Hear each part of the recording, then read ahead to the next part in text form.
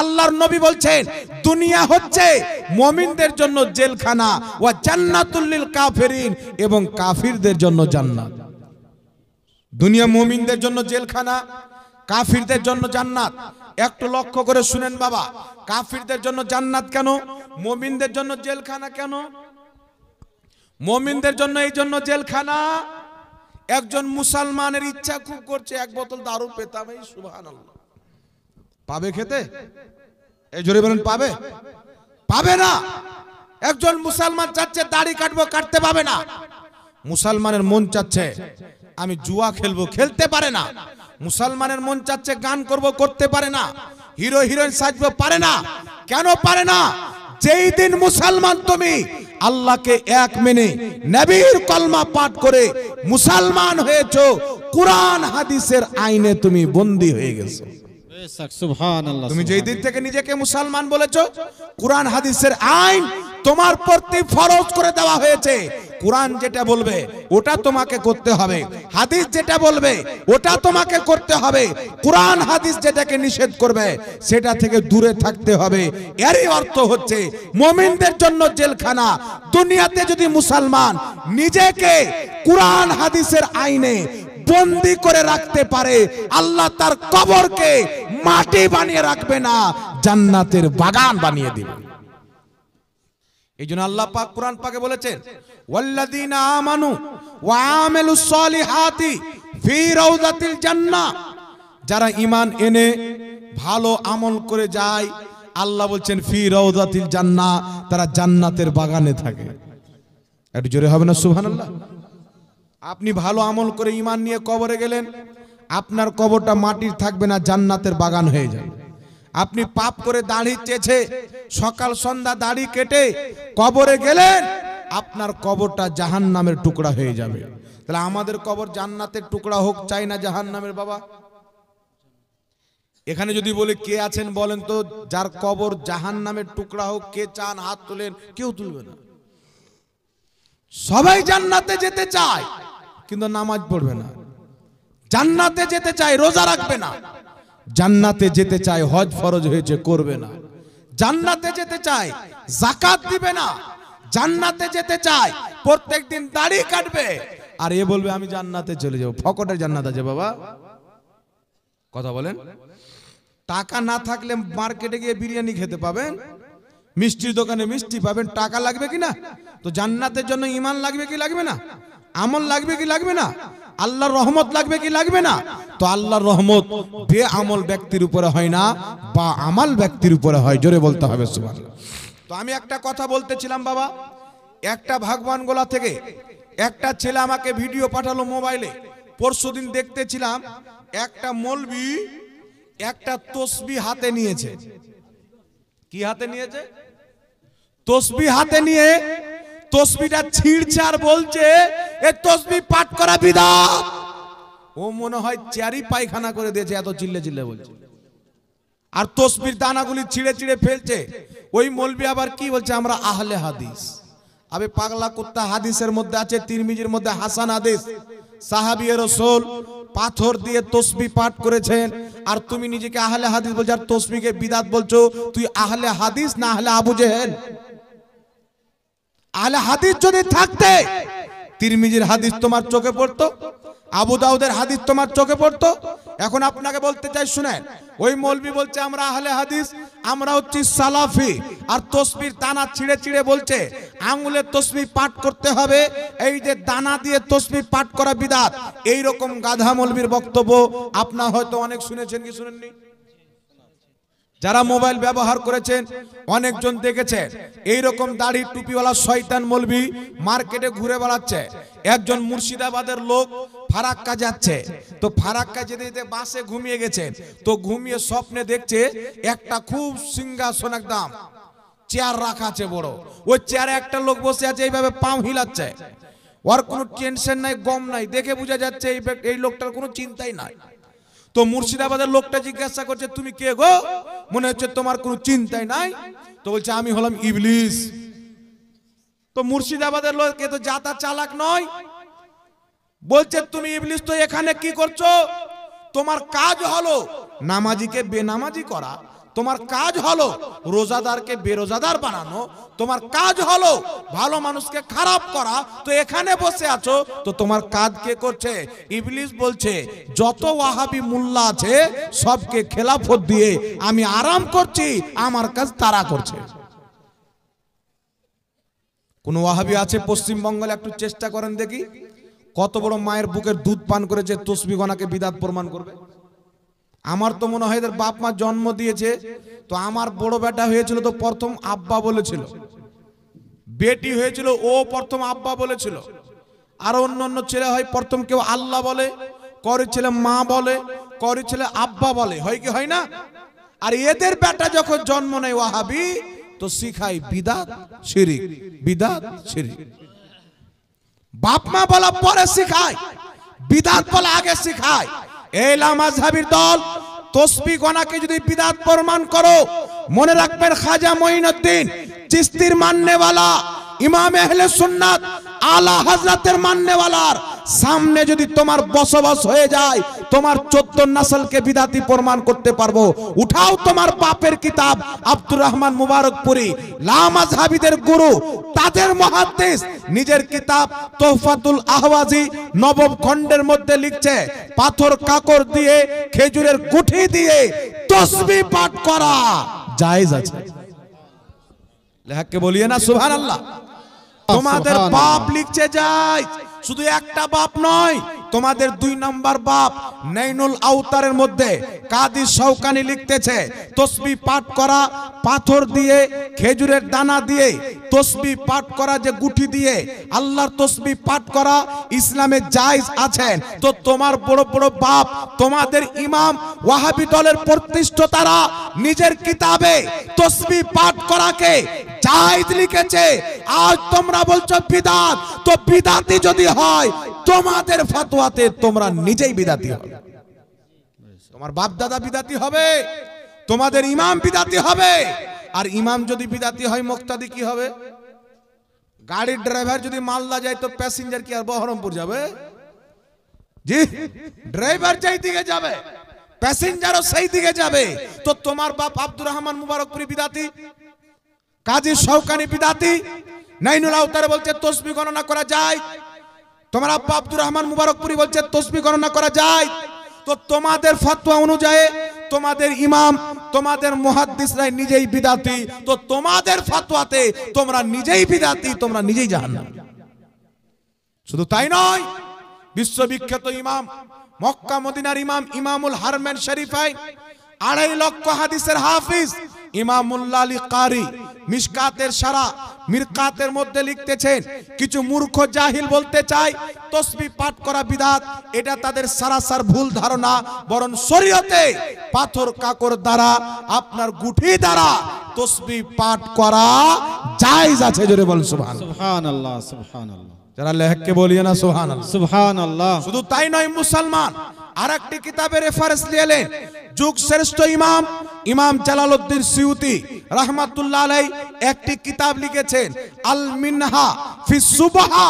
উক্ত কিতাবের মধ্যে ইমাম জালালউদ্দিন সিউতি লিখছেন সমস্ত সালাফ, সমস্ত খালাফদের মত হচ্ছে তাদের মধ্যে অধিকাংশরাই তসবিহ নিজে গণনা করতেন, তারা সকলে তসবিহ দ্বারা, গুঠি দ্বারা তসবিহ পাঠ করাকে জায়েজ বলেছেন। জোরে বলেন সুবহানাল্লাহ, সুবহানাল্লাহ। কিন্তু এই বাংলার জমিনে নয়, আরব থেকে উঠিয়ে নিয়ে চলে এসো, নজ থেকে তোমাদের বাপকে উঠিয়ে নিয়ে চলে এসো, দামিশ থেকে তোমার বাপ ইবনে তাইমিয়ার কবর খুদে উঠিয়ে নিয়ে চলে এসো। যদি কিয়ামতের সকাল পর্যন্ত একটা কোন রেফারেন্স দিতে পারো, কোন মুহাদ্দিস, কোন নির্ভরযোগ্য ইমাম তসবিহ পাঠ করাকে বিদাত বলেছেন, তোমার গোলামি করতে রাজি আছে। কিন্তু আমার চ্যালেঞ্জ থাকলো, না খঞ্জার উঠেগা না তলवार तुमसे, ना खंजर उठेगा ना तलवार तुमसे, ये बाजू मेरे आजमाए हुए हैं। सुभान अल्लाह, सुभान अल्लाह, अल्लाहु अकबर, या रसूल अल्लाह, जिंदाबाद, जिंदाबाद, जिंदाबाद। এরা ধর্মকে পিঠ পিছনে ফেলে দিয়ে ইংরেজ খ্রিস্টানদের দালালি করতেছে। এই জন্য পৃথিবীর মুসলমান লামাযহাবী কাদিয়ানির চাইতে খারাপ, লামাযহাবী শিয়ার চাইতে খারাপ। দুনিয়াতে ইসলামিক নামে যত 72 জাহান্নামী ফিরকা হবে তাদের মধ্যে সবচাইতে জঘন্য ফিরকা হচ্ছে লামাজ। এদের ফতোয়া অনুযায়ী নবীও ইসলাম বুঝতেন না, সাহাবাও ইসলাম বুঝতেন না। এরা কলকাতা থেকে ভেড়া বেরিয়েছে, এমন ভাব নিয়ে বক্তব্য দিয়ে মনে হচ্ছে এর চেয়ে বড় মুহাদ্দিস কেউ নাই। একে যদি বলেন যে একবার জাহাঙ্গীরের সাথে বসে যাও তো পায়জামি পেশাব করে দেবে। বুঝতে পারছেন? মানে বল না যে আপনি গলি মে কুত্তা ভি শের হতা হ্যায়, তো নিজের স্টেজে যখন আসে তো কুকুরও শেরগিরি দেখায়। এই জন্য লামাজহাবিদেরকে বলতে চাই, বেটা বলছে শাবে বারাতকে কেন্দ্র করে যদি কোনো ব্যক্তি একটা রোজা রাখে তো জাহান্নামী হওয়ার জন্য ওটাই যথেষ্ট। মানে ভাব দেখে মনে হয় জাহান্নাম আর একটা ওর বাপ বানিয়ে রেখেছে দুনিয়াতে, এমন আমার ফতোয়া দেয়। এই জাহিলের ফতোয়া শুনে কিছু লোক শাবে বারাতের রোজাকে অবৈধ মনে করে। তবে আমি আপনাকে বলতে চাই, কোন লামাজহাবি শর্তনামা লেখো, তারা লিখে দিবে শাবে বারাতকে কেন্দ্র করে যদি রোজা রাখা হয় তাহলে সেই ব্যক্তি জাহান্নামী। আর আমরা প্রমাণ করব শাবে বারাতে রোজা রাখা সওয়াবের কাজ, নেকির কাজ। যদি কোনো লামাজহাবি উক্ত বিষয় নিয়ে খোদা না খাস্তা ভুল করে ময়দানে চলে আসে, তাদের কিতাব থেকে তাদের 7 নাসলকে বিদাতি প্রমাণ করব, তাদের 7 পিঢ়িকে জাহান্নামী প্রমাণ করব। এই জন্য পৃথিবীর মুসলমান লামাজহাবি বলতে চাই শাবে বারাতে রোজা রাখলে জাহান্নামে যাবে। আমি বলবো বেটা তোমার বাপের কিতাব পড়ো। সমস্ত লামাজহাবিদের আপন বাপ শতালাও নয়, শতালাও বাপ হয়, চাচতো চাচা মাচা হয় কি হয় না, ওগুলোকেও বাবা বলে। একবারে ওদের আপন বাপ। ইবনে তাইমিয়া নিজের কিতাব মাজমুয়া ফাতাওয়ার মধ্যে লিখেছে, ইকতিদাউল সিরাতাল মুস্তাকিমের মধ্যে লিখেছে, কি লিখতেছে? শাবে বারাতে রোজা রাখাও যায়, রাতে ইবাদত করাও যায়। সুবহানাল্লাহ সুবহানাল্লাহ। তো তোমার বাপের উপরে জাহান্নামের ফতোয়া লাগাও। তো তোমার আব্বা ইবনে তাইমিয়া যদি জাহান্নামে যায়, তোমরা তাকে ইমাম মানো, তোমরা তাকে নিজের গুরু মানো, তো তোমার বাপ গুরু তোমার ফতোয়ায় জাহান্নামী, তো তুমি কোথায় যাবে? গুরু যদি জাহান্নামী হয় তাহলে চালা জান্নাতি হবে। শুধু তাই নয়, মুসলমান এই লামাজহাবি শয়তানদের গুরু আব্দুর রহমান মুবারকপুরি তোহফাতুল আহওয়াজের মধ্যে লিখেছে, শাবে বারাত হাদিস দ্বারা, সহিহ হাদিস দ্বারা প্রমাণিত। শুধু তাই নয়, লামাজহাবিদের মুহাদ্দিস আব্দুল্লাহ রূপড়ি নিজের কিতাব ফাতাওয়া আহলে হাদিসের মধ্যে লিখতেছে, শাবে বারাতে রোজা রাখা উত্তম কাজ। জোরে বল সুবহানাল্লাহ সুবহানাল্লাহ। ওদের মুহাদ্দিস লিখছে উত্তম কাজ, ওদের বড় ইমাম ইবনে তাইমিয়া লিখছে ইবাদতের কাজ, সওয়াবের কাজ, জায়েজ কাজ, উত্তম কাজ, নেকির কাজ। আর কলকাতার পাঁঠা বলছে না জায়েজ, জাহান্নামে যাবে। তো লিখে দাও তোমার বাপ ইবনে তাইমিয়া জাহান্নামী, আব্দুল্লাহ রূপড়ি জাহান্নামী লিখে দাও। তো শুনো না, तुम सदमे हमें देते ना यूं बदमाराइया होती, ना खुलती राजे सरबत्ता, ना यूं रुसवाइया होती। सारा पृथ्वीर माटीते मुसलमान एमन कोनो माয়ের লাল জন্ম হয়নি, কিয়ামত পর্যন্ত জন্ম হবে না যে শাবে বারাতের রোজাকে অবৈধ প্রমাণ করবে। আল্লাহর নবীর হাদিস, মুহাদ্দিসিনে কিরাম হাদিসকে হাসান বলেছেন। কিতাবটির নাম মিশকাতুল মাসাবি। আরো একাধিক কিতাবের মধ্যে হাদিস সাহিবে মিশকাত অধ্যায় কায়েম করেছেন, বাবু ফাজাইলে নিসফে শাবান, শাবান মাসের অর্ধেক তারিখের ফজিলতের পরিচ্ছেদ। কিতাবটি উঠান ইমাম তাবরানী শরীফের মধ্যে সহিহ সনদে হাদিস লিখেছেন। ইমাম হাইসামি মাজমাউ জাওয়াইদের মধ্যে হাদিসটিকে উল্লেখ করে সহিহ বলেছেন।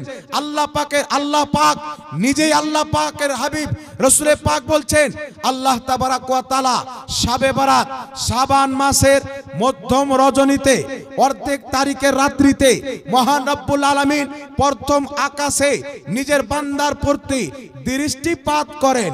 যেমন তার শানের যোগ্য, সারা রাত আল্লাহ পাক ডাক দিতে থাকেন, কে আছো আমার কাছে ক্ষমা চাইবে, আমি তাকে ক্ষমা করে দিব। কে আছে আমার কাছে রিজিক চাইবে, আমি তাকে রিজিক দিব। আল্লাহর নবী বলছেন, সারা রাত্রি আল্লাহ পাক বান্দাকে ডাকতে থাকেন, এমন কি যে আল্লাহ পাক হিংসুক ব্যতীত, মুশরিক ব্যতীত নিজের বান্দার সমস্ত গুনাহ শাবে বারাতে রাত্রিতে ক্ষমা করে দেন। সুবহানাল্লাহ সুবহানাল্লাহ। আর একটু জোরে হবে না সুবহানাল্লাহ? সুবহানাল্লাহ। তো শয়তান তো চায় না যে মানুষের গুনাহ ক্ষমা হোক, শয়তান তো চায় না মানুষ নেক আমল করুক, তো এই দাড়ি টুপিওয়ালাকে খেলাফত দিয়ে শয়তান বানিয়ে দিয়েছে। এ বেটা নেকির কাজকে হারাম কাজ বলছে। তবে নবী পাক কি বলছেন? মিশকাতুল মাসাবির মধ্যে হাদিস, বাবু ফাজাইল নিসফে শাবান, আরো একাধিক কিতাবের মধ্যে হাদিসটি লিপিবদ্ধ রয়েছে। মনে রাখবেন, হাদিসটিকে মুহাদ্দিসিনে কেরাম হাসান বলেছেন। হাসান পর্যায়ের হাদিস, আর হাসান হাদিস ইসলামের দলিল। আল্লাহর নবী বলছেন, এই পৃথিবীর মানুষ সুমু নাহারাহা ওয়া কুমু লাইলাহা, শাবে বারাতে শাবান মাসের অর্ধেক তারিখে দিনের বেলা সুমু নাহারাহা, দিনের বেলা রোজা রাখো, ওয়া কুমু লাইলাহা, রাত্রি বেলা ইবাদত করো। যদি শাবে বারাতে দিনের বেলা রোজা রাখো, রাত্রে ইবাদত করো, আল্লাহ তোমার সমস্ত গুনাহ ক্ষমা করে দিবে। একটু জোরে হবে না সুবহানাল্লাহ? আল্লাহ তোমার সমস্ত গুনাহ ক্ষমা করে দিবে। এটা হচ্ছে নবীর হাদিস। আর আহলে হাদিস মৌলভী বলছে আমরা হাদিস মাননেওয়ালা, শাবে বারাতে রোজা রাখলে জাহান্নামে যাবে, আর নবী বলছেন জান্নাতে যাবে। তাহলে এরা হাদিস মানে না খ্রিস্টানকে মানে? এরা হাদিস মানে না ইহুদিকে মানে? এই জন্য পৃথিবীর মুসলমান নামাজ দেখে মুসলিম কিনা ভাবা যাবে না, রোজা দেখে মুসলমান বলা যাবে না, দাড়ি দেখে মুসলমান বলা যাবে না, বক্তব্য শুনে মুসলমান বলা যাবে না। মুসলমান কখন বলা যাবে? যখন তার ফাতোয়া, তার আকীদা নবী পাকের পক্ষে হবে, তখন তাকে মুসলমান বলা হয়। নচেত ইবলিসেরও তো লম্বা লম্বা ছিল, কতই না লম্বা সাজদা করেছে, আদমের সম্মান করে নেই। বলেন তো বাবা, ইবলিসের ঈমানটা বেঁচেছে? ইবলিসকে ঈমানদার বলা যাবে? জুলখায়সরা আল্লাহর নবী মালে গনিমত বন্টন করছেন, বদরি সাহাবীকে 2 হিস্সা দিচ্ছেন, অন্যান্য সাহাবীকে 1 হিস্সা দিচ্ছেন। জুলখায়সরা দাঁড়িয়ে বলছেন, ইয়া রাসূলুল্লাহ ইত্তাকিল্লাহ, হে আল্লাহ রাসূল, আল্লাহকে ভয় করেন। আল্লাহকে কি করেন? আল্লাহকে ভয় করেন, ইনসাফ করেন। নবীকে বলছে ভয় করেন, ইনসাফ করেন। আল্লাহর নবীর চেহারা লাল হয়ে গেল, ধ্বংস হয়ে যাও বদবাক, আমি যদি ইনসাফ না করি তো কে ইনসাফ করবে? হযরত ওমর ফারুক তলোয়ার বের করলেন, হুজুর একবার অনুমতি দেন আর গর্দান মেরে দেব। আপনাকে ইনসাফের কথা বলে, একবার অনুমতি দেন তার গর্দানকে মেরে দেব। নবী পাক সাল্লাল্লাহু আলাইহি সাল্লাম বলছেন উমর গর্দান মারতে হবে না। জুলখায়সরা যেতে লাগলো, লম্বা লম্বা ঘন ঘন দাড়ি, লম্বা লম্বা। সেম যদি কেউ জুলখায়সরার দাড়ি দেখতে চায়, বাংলাদেশে ঘুমটাওয়ালার দাড়ি দেখে নেবে, একবার কপি, সেম কপি। কত নামাজ পড়তো জুলখায়সরা? শত শত রাকাত রাত্রে নফলি ইবাদত করত। সারা রাত্রি নফল ইবাদত করার কারণে তার পাওগুলো শুরু হয়ে গেছিল।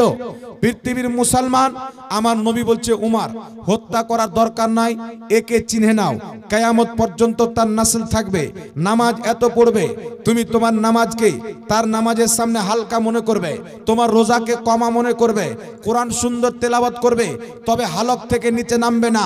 তারা দিন থেকে এমন ভাবে বেরিয়ে যাবে যেমন তীর কামান থেকে বেরিয়ে যায়। কথা বুঝতে পারছেন কি পারেন না বাবা? এই জন্যই জাহিলদের ফতোয়া থেকে বাঁচবেন, আল্লাহর কসম। এরা ইসলাম প্রচার করে না, ইহুদি খ্রিস্টানদের ফান্ডিং নিয়ে ইসলামকে ধ্বংস করতে ময়দানে নেমেছে। এই জাহিলদের কথা শুনে যারা শাবে বারাতে রোজা রাখা বন্ধ করেছে, শাবে বারাতের রোজাকে অবৈধ মনে করে, খোদার কসম খেয়ে বলে এই কুকুররা যেইভাবে জাহান্নামে যাবে, এদের কথা শুননেওয়ালা সেইভাবে জাহান্নামে, সেইভাবে জাহান্নামে যাবে। নবী বলেছেন শাবে বারাতে রোজা রাখো। পৃথিবীর কোন মায়ের লাল অবৈধ বলবে? আর যদি কোনো মুল্লা অবৈধ বলে, ওকে মানুষ বলা যাবে? ওকে মুসলমান বলা যাবে? নবীর বৈধ করা আমলকে কেউ যদি অবৈধ বানায়, ঈমান থাকবে? কথা বলেন, ঈমান থাকবে? শরীয়ত কাকে দিয়ে টিকবে? নবী পাককে দিয়ে শরীয়ত টিকবে, নবী দিয়ে শরীয়ত চলবে। এ লা মাযহাবী মোল্লা রাসূল পাকের বিপক্ষে ফতোয়া দিয়ে বলে আমরা সহি আকীদার লোক। তোমরা আমেরিকা ইসরায়েল যেই আকীদা দিয়েছে একবারে সহি ভাবে ধরে আছো, এতে কোনো সন্দেহ নাই। নবীর দাওয়া সহি আকীদার লোক নয়, ইহুদির দাওয়া সহি আকীদা মাননেওয়ালা, আহলে হাদিস নবীর দাওয়া সহি আকীদা মাননেওয়ালা সুন্নি মুসলমান।